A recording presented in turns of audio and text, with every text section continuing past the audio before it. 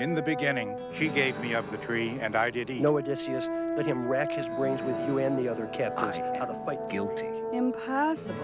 Trust me. No one to weep for me, my friends. No wedding song. Amo verumque canor, Troiae qui primus laboris Italiam Dante ha fatto il pieno e per gli altri è rimasto ben poco, which means that Dante filled up. I was the more deceived. Confess that you were very bad to hurt my feelings. Cried Candide, I'm through. Enough. Who are you then? Part of that force which would do evil evermore, and yet She was eating a maraschino ice at that precise moment. There is no When Gregor Samsa woke up one morning, he found himself changed in his bed into a monstrous dung beetle.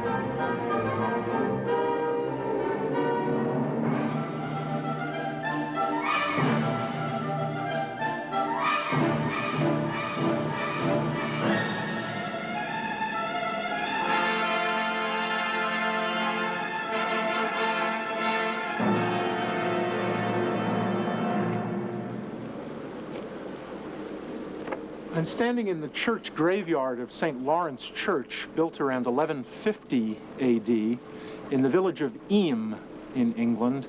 Eyam was a village devastated by the plague in 1665, 1666, and indeed many of these gravestones date from the plague years.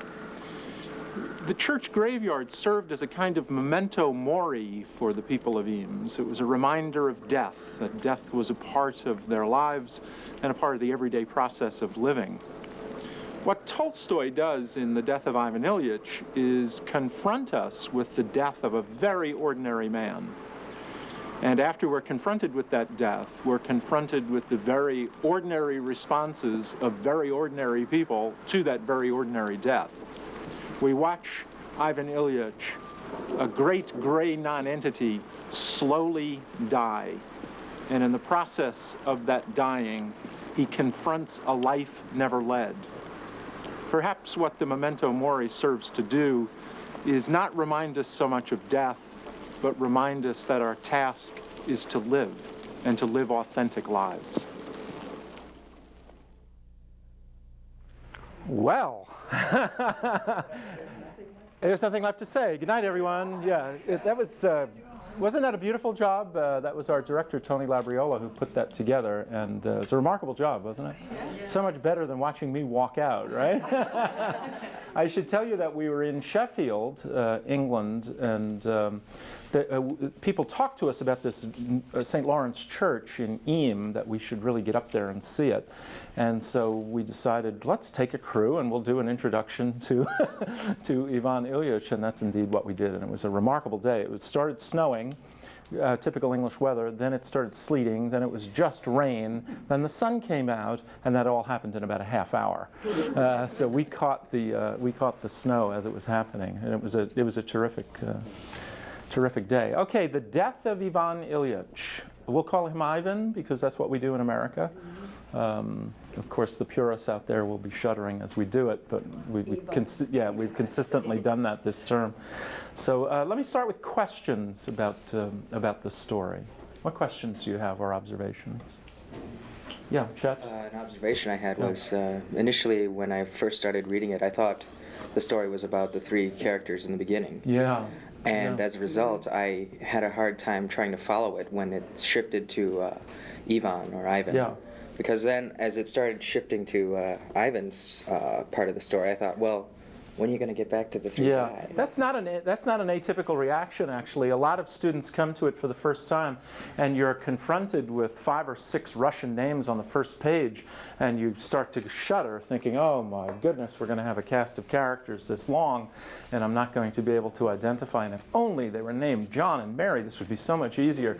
But indeed, the story, by the beginning of chapter 2, the story focuses in on Ivan and his family as the main players. I did the same thing.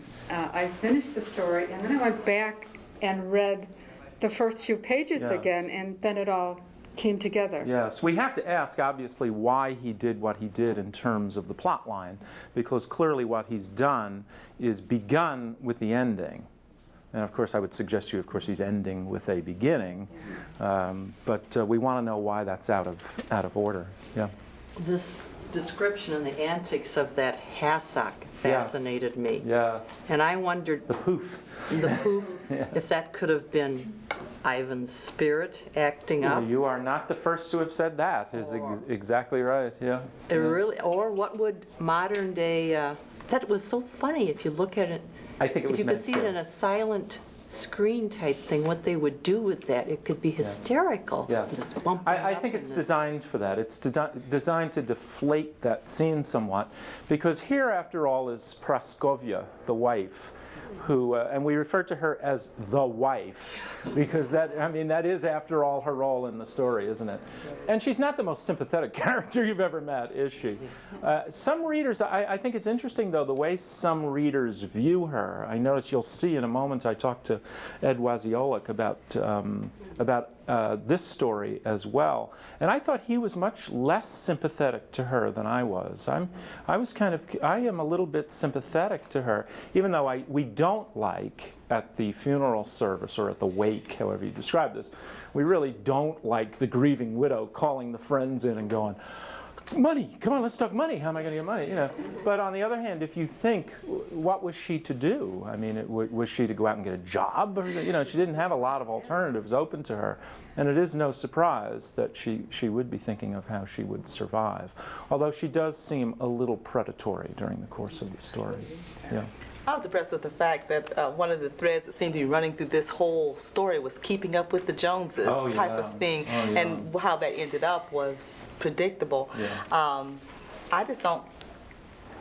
I don't know. I just see this story from so many ways. I don't feel particularly sorry for her on one hand, but on the other hand, I think she figured out quite early that her marriage was not a typical romantic type marriage. That her husband did not fall in love with her. He coldly decided it was time for him to take a wife because everybody else had one. I got the impression. That's right. It is one of that would make a shrew out of the most loving woman. Yeah, it is one of the ghastliest marriages in all of world literature. But of course, it's an altogether typical one as well. I mean, I can see you all nodding. You know, that's what's to my mind. That's one of the real powers of this story. Is on almost every page of this story, as a reader, you are resisting this story. You are saying, this is the way those friends behave. I wouldn't behave that way. This is the way I wouldn't behave this way. I wouldn't do this. I wouldn't do that. And with each page, you're both distancing yourself and at the same time going, that's it, that's it, that's it. And as you move through the story, your defenses are finally worn down, and you say, that's exactly the way it is. Yeah. I'm going to go Susan first, and then... On the other hand, I think you know that Ivan Ilyich is dead. Mm-hmm. That's the name of the story. Mm-hmm. And I think it's critical to it that it starts exactly the way it does, because as you go through those everyday things and see the concerns that he recognizes as he recognizes his own health problem, the futility and the unimportance of all those things that he felt were so important and his wife felt were so important.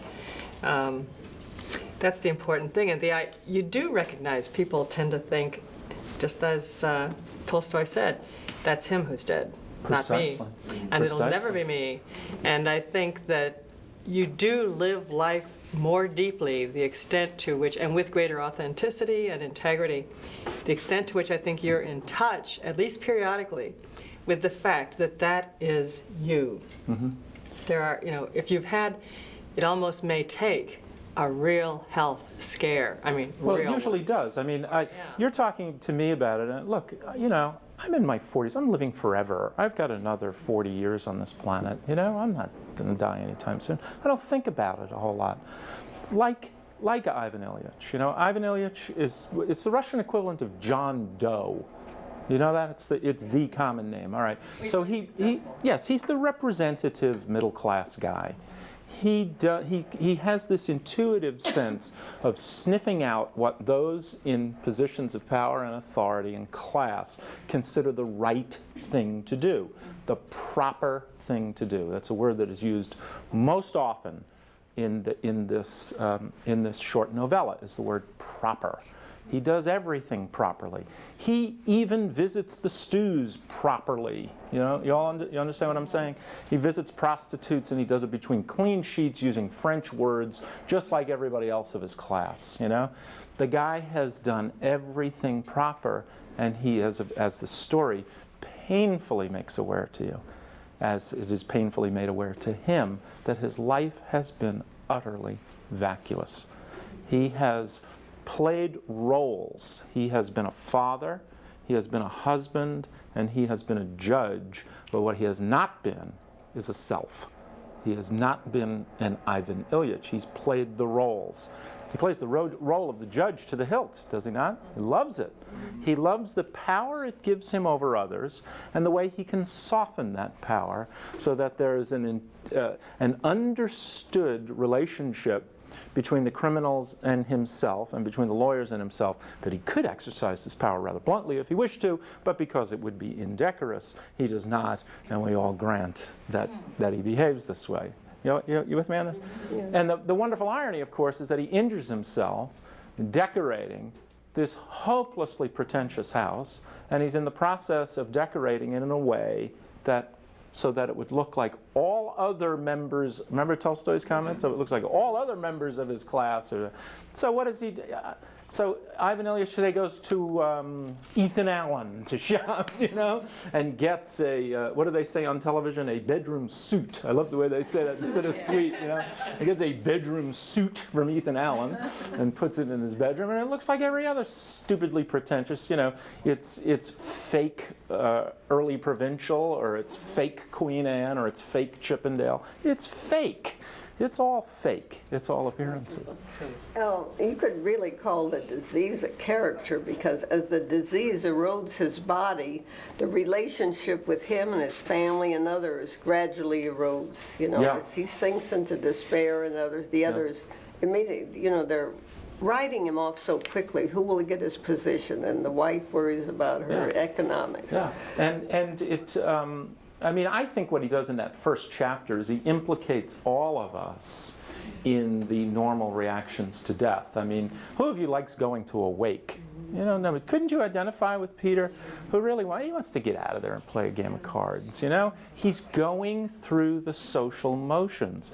And one of the things that Tolstoy points out very dramatically in this story is that, yes, decorum, social decorum, is the cement that binds us, to be sure, but it can also encapsulate us.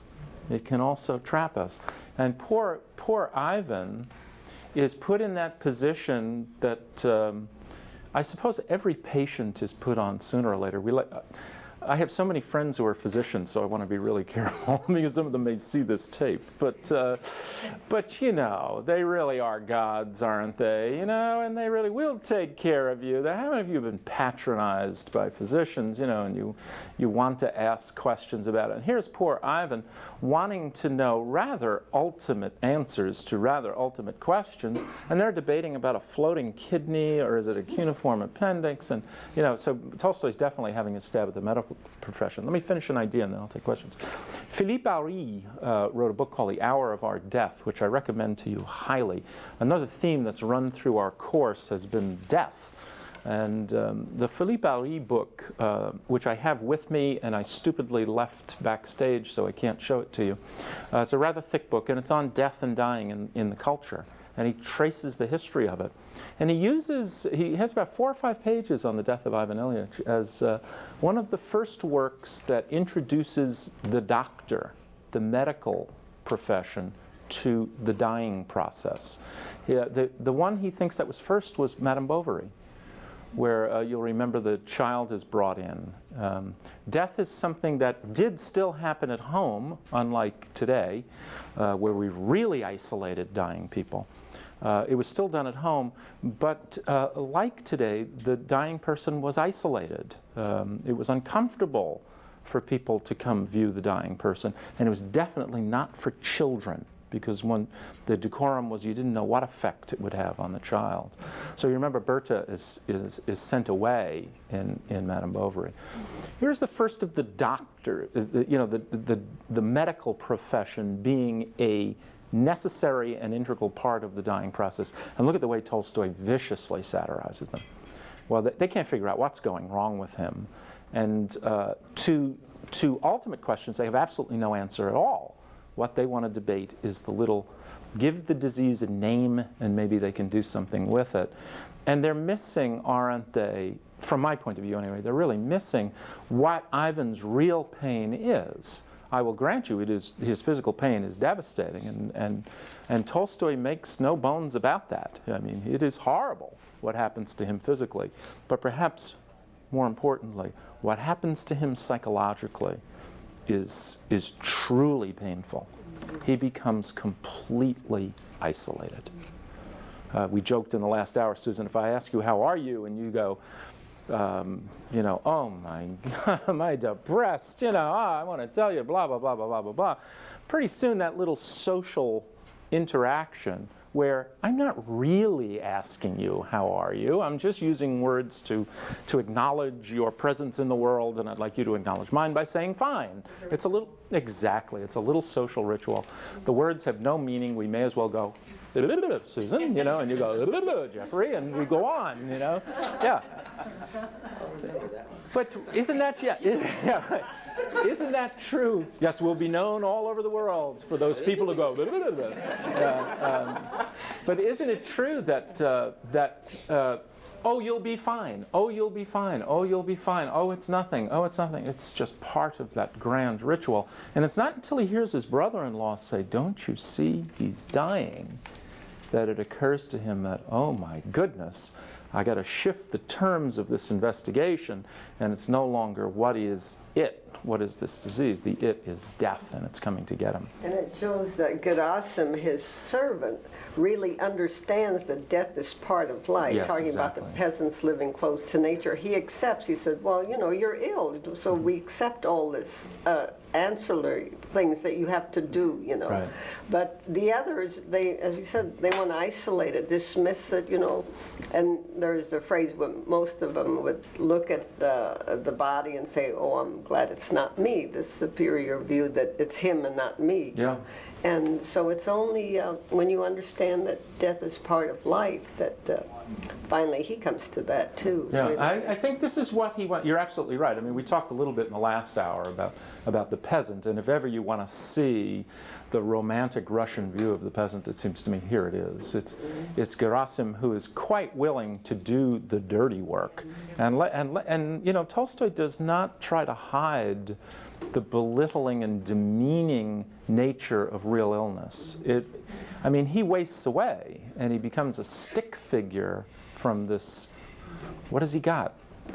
Cancer. Yeah, who cares? We'll put a name on it today. We'd say stomach cancer or esophageal cancer or something. Who knows?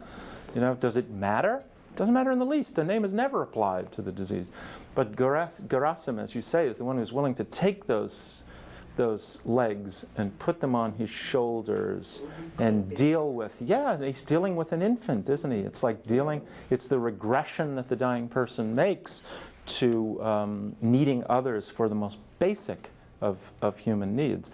What happens with us today, of course, is we live in such a sanitized world that for Tolstoy's audience, the smells of this story would be very strong from beginning to end.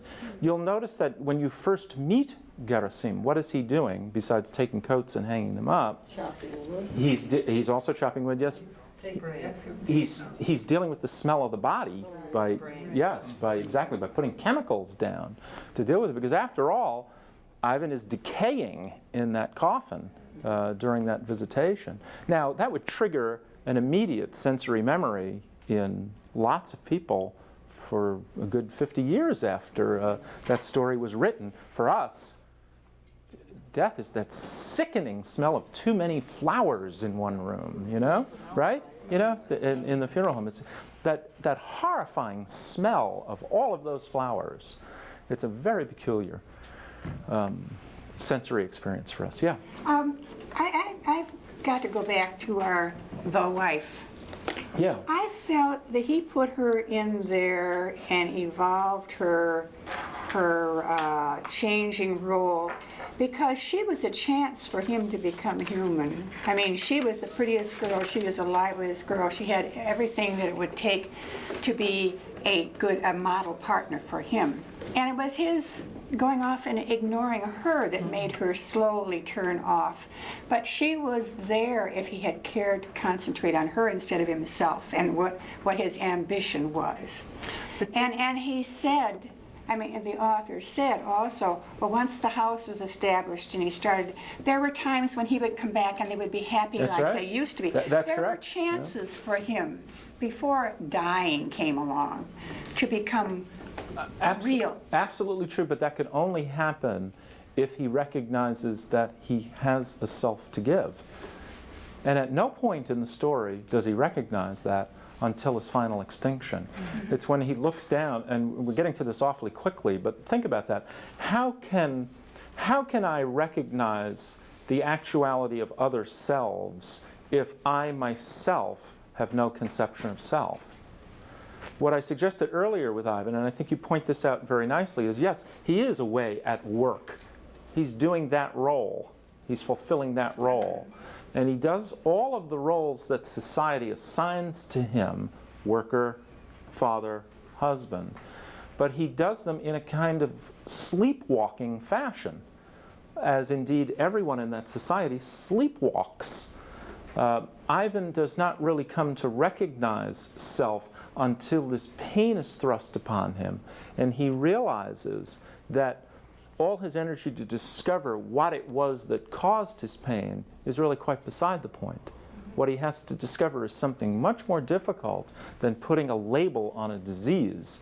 What he has to discover as he looks back on his life, and indeed it is the irony, let me use the example of the irony. You remember his watch chain, and he has a little sign on his watch chain that says Respice Finem.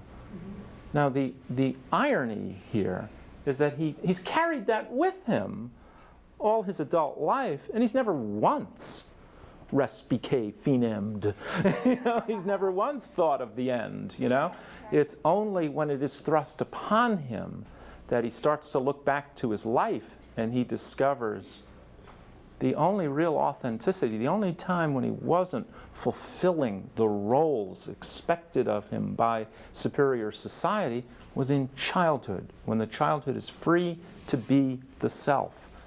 And then that in just wonderful scene, not altogether different, I think, from Dostoevsky's kind of rebirth, is Ivan's looking down. Remember, his hands are down like this, and he looks down and he sees his son, who is a little Ivan. I mean, people comment on how, you know, here he is. He's kind of looking back at himself as a boy, and he sees the tears running down his son's face as the son kisses his hand, and he becomes aware of the boy, and he also becomes aware of his wife in that scene in a way that he's never seen her before. And it's at that point where you have that incredibly dramatic he wants to say forgive me, and instead he says forgo. You know, let it be. And it's a killer ending, isn't it? Just a killer ending. It's all done through birth imagery. If we had time, I'm sure some of you picked it up, the black sack and the movement toward light and all of that. It really is if, it's quite Freudian, you know, it's as if Ivan is truly being reborn at the end of that story by renouncing a former life, if you will, a life that, as I said in the introduction, I really believe was never led. He was led like an oxen through the nose, through his life by the larger group. And at the end, when he discovers that self, when he discovers that about himself, he can then see the actuality of other selves. He can then see his son for perhaps the first time and see his wife clearly in a way he has never seen her before. Yeah. You can kind of sympathize with him in a way, though, because he had his father for a model, and he becomes just the kind of a bureaucrat his father was. Sure. And he married a girl who was the daughter of another bureaucrat who was exactly of the same stamp. So he moved in that world of people who were doing the proper thing all the time. And but when he was a schoolboy, a little older than his own son, he still had all the right instincts. When he's ready to leave school, he says he used to look back and think of things that he had done that saddened him or disgusted him. But then once he got out into the world, he saw very proper people doing the same things, and it enabled him to forget about them. It was okay. Or not think about it at all. Exactly, because the proper people were doing it. And then he just... Isn't this a trap we all know? Yes. You know, I mean, we all know this. Yeah. Peter? Yeah, I was just intrigued with, the ending as you were discussing before, and that was, we have this very selfish individual in a very selfish society. And at the very end, he begins to recognize, that he had really never really tried to do anything for anybody else. And at that very last instant, he was appreciating the fact, the suffering that he was imposing on these other people. And he only had one thing left that he could give, and it was to die. Yeah. And he dies. Exactly right. And and Tolstoy doesn't give you a kind of cheap Sunday night movie, network movie. These terrible movies that are on every Sunday night about kids triumphing over cancer, and this guy triumphing over this, and this woman triumphing over this, and it's just frightening kind of social control. Because I think of all those people at home sharing the same kinds of problems who aren't triumphing, and they're holding up these extraordinary models for people. But anyway, he doesn't give you that cheap Sunday night movie ending, because even after that, Ivan goes through 48 hours of enormous pain and suffering. Tolstoy does not blink away the awfulness physically and psychologically of death. Remember Praskovia talking about he screamed for 48 hours, "I do not know how I bore it," she says, And some people will look at that and say, well, you selfish witch, I mean, it was him. But think about it, it must have been horrible, absolutely horrible. And Tolstoy doesn't blink that away. What I do when I deal with 18-year-old students when I'm talking about this, you realize what an abstraction death is for them? Oh my goodness, they don't have a clue, what this story could be getting at. I talked to Wasiolik about that. He suggested that when he asked me, we had a lot of play going on that you didn't get to see on camera. Some of it was really quite funny. But one of them is he asked me, who's better, Dostoevsky or Tolstoy? And I went, oh, you rascal, I don't want to answer that, And so we started chatting, and I talked about how my son had his nose in Crime and Punishment. I couldn't get his nose out. Now, my son's a little precocious, to be sure. But I had urged him once to read The Death of Ivan Ilyich. He couldn't get past the second page.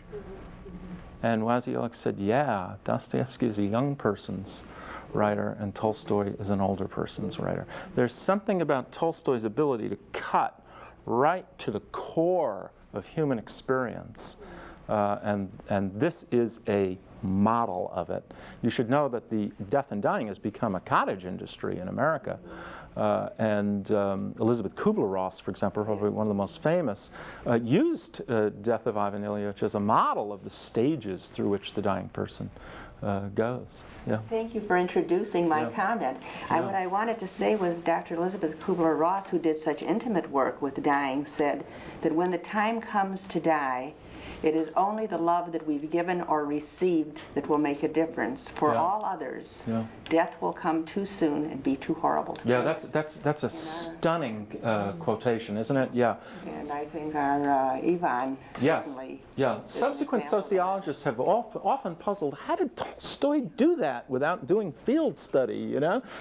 And of course, what he did was he just cut right to the heart of the experience. Well, Yeah. that's in Christian theology too, so I mean that. But this is an interesting, you know, now that you raise that, the ending to me is not particularly Christian. I mean, you can, it is, you know, there is the notion of light and all of that, but that's about it. I mean, he doesn't, religion frequently guards you against the awfulness of death by suggesting to you that that's not an ending, right? So there's a way of dealing with death by saying that Tolstoy doesn't give you that in this story at all. When you suffer, you take up the cross and suffer, you know, there's rebirth at the Yes, end. yeah, yeah. Ivan's fate, a blessing or a curse? That's a whale of a question, isn't it? Oh, for Ivan. Well, because for his wife it was certainly a curse. I mean, she felt it almost as much as he, although she showed it in a negative way. Yeah, no, I mean for Ivan. Yeah. Yeah, how would you describe what happens to him? Is it a good thing or is it an awful thing? Resurrection for him.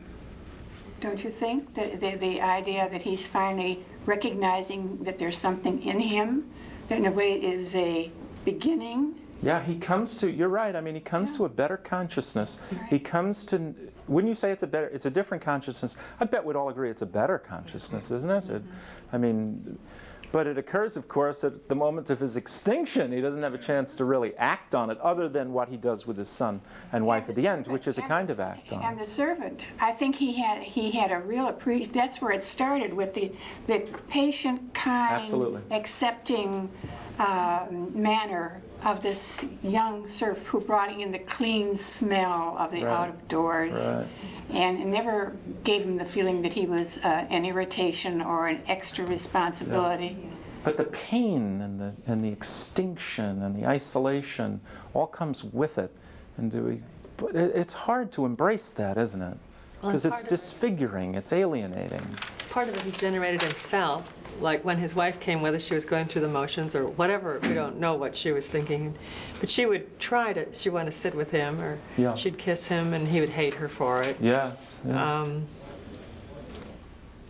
Part of that isolation was self-imposed to an extent. Yeah, absolutely true. Yes, absolutely true. And he comes to hate the sight of healthy flesh, remember? Yeah. Don't forget his daughter comes to him always with her bosom pushed up and out, remember? So he's got to look at all of this healthy flesh. And of course, she's about to get married. She's got other things on her mind, you know, it's hard for her. And she was raised by Ivan, you know, so they're all kind of isolated from one another, you know? But you just think of, say you've been and had it. You're waiting for the results of a biopsy to come back. That's all you need. And you watch TV, and all of a sudden it really doesn't matter. And like he says, he can't imagine why he found such, how could he ever be excited that he was going to make a slam in bridge, you know? These things that, and TV is full of healthy people. Yes. And full of artificiality and things that don't really matter. While you're waiting, and then just say you're lucky and it comes out all right, you're still as mortal as you were before. That's precisely right. The story suggests that lucky notion, you know. The story does not try to tell you why Ivan and not someone else or Praskovia. It's just luck of the draw. It just happened to him, you know. There's no attempt by Tolstoy to give you the Jobian big picture here, you know. Just some are lucky and some aren't, and Ivan was not.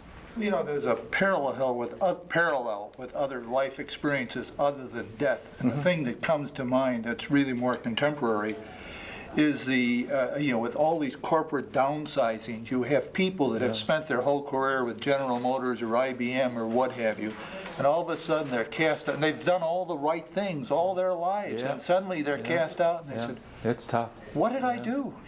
Right. I know. What kind of a life have I, you know, they've made sacrifices to the corporation.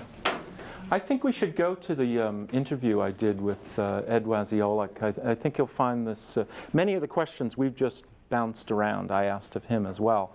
And I think you'd enjoy seeing his responses to it. So let's see Mr. Waziolek's response.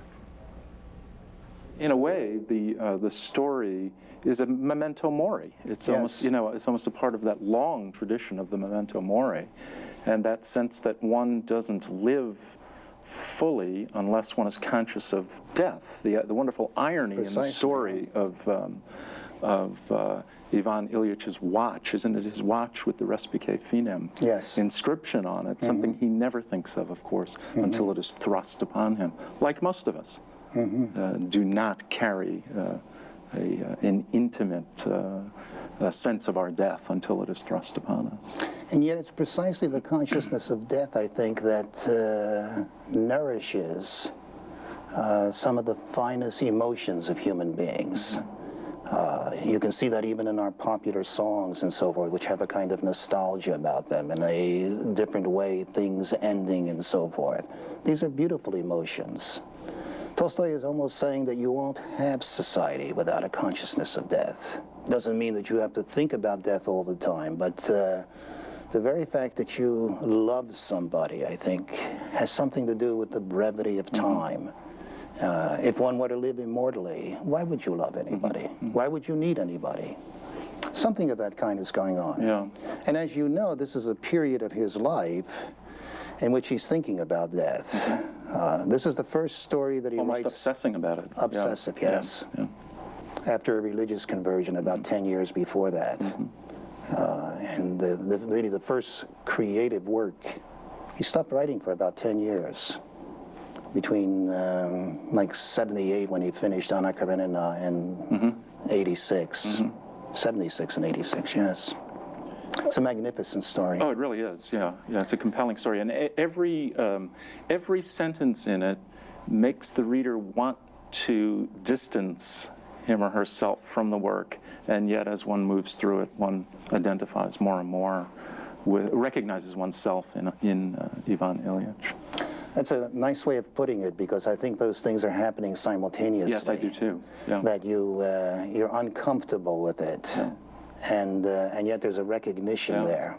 I think Tolstoy's aware of it when he uses the syllogism. Ivan remembers the syllogism from childhood: "All men are mortal. Caius is a man, therefore Caius is mortal." It's true of Caius, but not me. Not me, no. Yeah, it's as if he's reminding his audience of this little mental game that they're playing, that need to distance oneself from Ivan. You know, it's stylistically, if I may just say one thing, in Russian, you notice some of this in English, but there is a kind of incantatory repetition of the word that Ivan Ilyich lived pleasantly and properly. Many of the English translations will substitute the word decently for properly, and they shouldn't do that, because the Russian word repeats once the repetition of sound, and we can do that in English, the pleasantly and properly, and that's exactly what's wrong with the society, wanting to live pleasantly and properly. Perhaps this is not inviting to young people, but I think on reflection,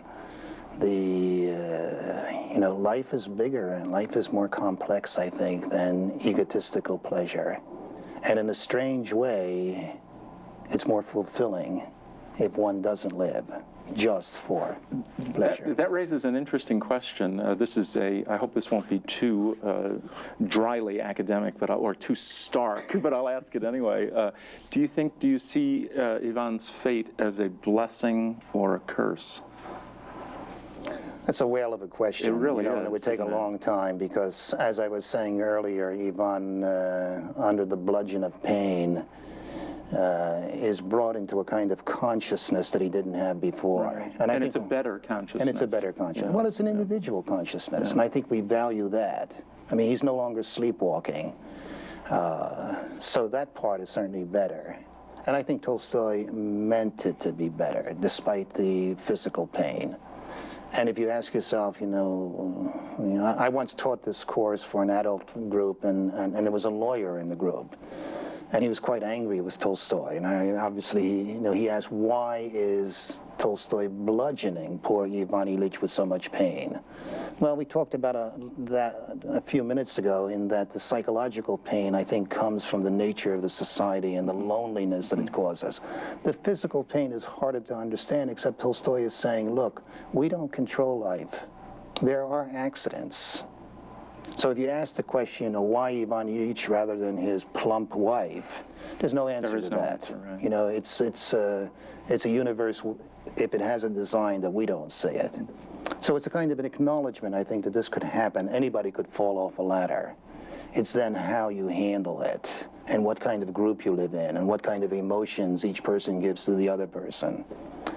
So I think it's a blessing, yes. I think the consciousness is, finally he's even brought to compassion, if you remember, at the very end. He even, for a moment, loves his wife, and there certainly wasn't. In fact, it's one of the most ghastly marriages in world literature, I think. And all students who come to it hate the wife. Yeah, well, I suppose she survived, and hasn't changed. Because at the funeral, she's just as predatory as she was at the beginning. Exactly.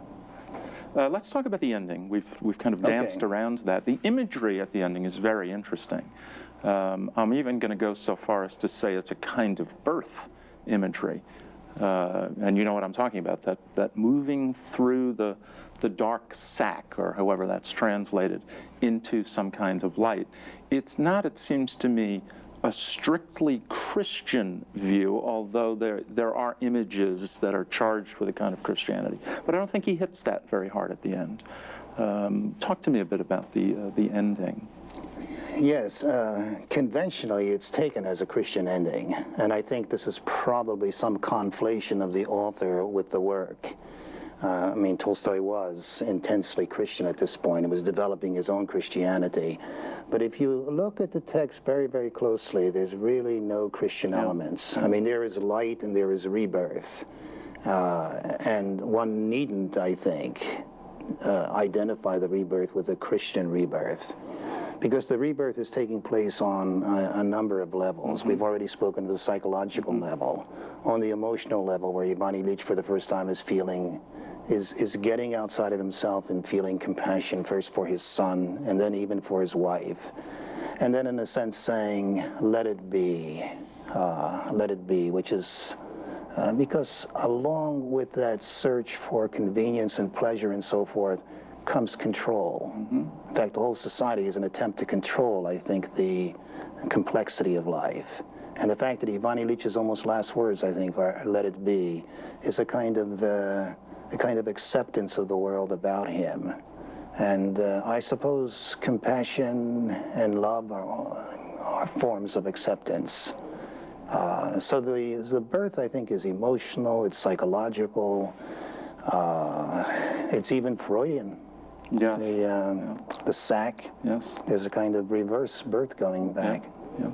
In fact, one wanted to push that. Ivan Ilyich, you remember, seems to regress to a childhood. I spoke of Gerasim carrying him like a little boy, finding a new father. So I think the rebirth is going on a number of levels, and a Christian level, but I don't think exclusively a Christian level.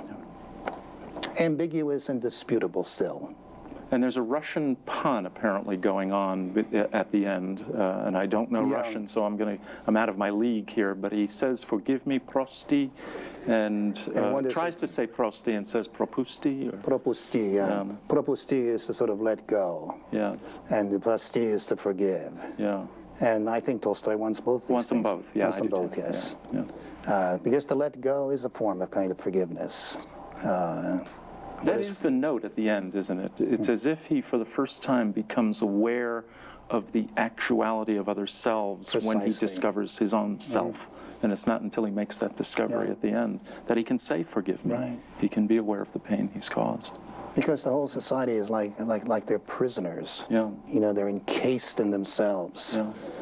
And though it guards them against the involvement in other people and the negative part of involvement, it also excludes an enormous complexity and I think fulfillment too. that Ivan Illich at the end is beginning to experience? Well, that's a lot to chew on. I'm surprised watching it how much of even the language that I know I was using in our class, I found myself using again in the interview, which conducted several months ago. Comments, please, about anything he said? Yeah. The idea of letting go, forego, has a lot to do with the Kubler-Ross's Death and Dying. That's one of maybe the final stage, or the next to final stage, is to let go. But getting back to the ending, I mean, I feel that it is a religious ending. He wanted to say, he was, in my mind, he was saying forgive. He sees the dried tears on his wife's face, and I think maybe they were real at that time. Mm-hmm. They had dried. I mean, she wasn't going through them for the benefit of him seeing it. And he says something at the end that after he tries to say forgive, he says, "He who it matters will understand." Mm-hmm. I've written it down. Says that. Right. Well, right. He says, he whose understanding matters most. He who understands, he who would understands mattered would understand. Yeah. And I think the references to God at that time. Yeah. And death leaves him, and the light takes over. And I mean, it's very much a new beginning, and it really is. Souls it really is a new beginning for sure. Yeah, he even tries to find the it, and he can't find it. Which is a marvelous, marvelous scene, isn't it? As he tries to probe it, and that it which had dominated him for so long is gone. He really is free of that it at the end. He tries to find his fear of it. Yeah. And it's just it's gone. Not there anymore. Yeah, precisely. Yeah. Perhaps in contrast to the Dostoevsky, when I'm talking about crime and punishment and means and ends, that when it comes to a consciousness of this kind, given global suffering, that the means do justify the ends in this case, because it's in many of these instances that no matter what it is, if we can go through it and reach understanding like this, that would be as perfect as one could get. Yeah, it would be a blessing. Yeah, right. I saw a very strong parallel to Madame Bovary. As far as the social decorum being a prison for them is very much the same as the orthodoxy in Madame Bovary was a prison for the characters there. Yes, they're all, you're right, they're all imprisoned by that role playing that the society demands of them. One of the points that Wasiola made that I thought was very good was this notion of how this social decorum, while it is essential, that is, that we all do it, it is part of the cement, really encases us. And one of the pains of reading The Death of Ivan Ilyich is the unmitigated aloneness of this guy. Sociologists, puzzle over whether the dying withdraw from society or whether society withdraws from the dying. You know that issue, and it's a very difficult issue to settle out, to decide upon. And poor Ivan, you notice the social visits stop? They essentially stop. There are some at the beginning, and then they stop.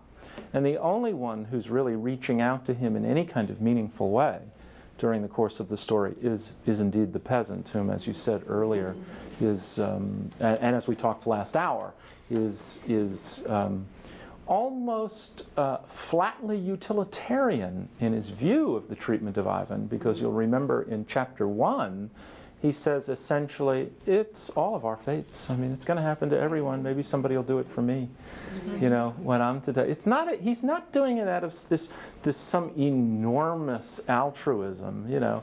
He's doing it because it's the natural way of things. Because he maybe sees more of it in a more at closer range. Well, he sure sees it at closer range, doesn't he? Yes. And so accepts it more as a natural part. I'm thinking this is very much like it was for us, even in the 60s. We may be, edging our way out of it to a more inclusive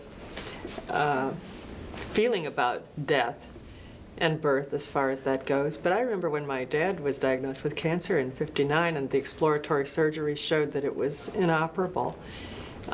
These doctors didn't want to tell Ivan Illich that he was going to die, and those doctors never told my dad. They didn't. No, in the meeting that was held with my mother and my brother who was there, and the doctor who really wept at what this all meant, it was decided not to tell him. Yeah. Not then. And he, I think, must have gone through very much of the same, needing to know. And yet my mother, knowing the truth, and they both talked about this when they met the first time after the surgery when he was up, and the embrace and him saying, "We're going to beat this, honey." Yeah. Yeah, those are tough calls, aren't they? I have physician friends who tell me that even though the orthodoxy now in med schools tell the patient everything, they very rarely do that, if the truth be told, because it depends on the patient. I've had doctor friends say, if I tell patient X that he's going to have a chronic sinusitis or something, he'll roll over and die. given the nature of this person. Maybe not. I mean, the thing is, now you know about the work of people like Carl Simonton and Bernie Siegel, and we are beginning to know that our previous choices and our future ones can have a lot to do with the course of any disease. And even if it is 100 to 1 or 1,000 to 1, somebody's that one. It could be you. That's not fooling anybody. And these kinds of discussions happen. Plus hospice.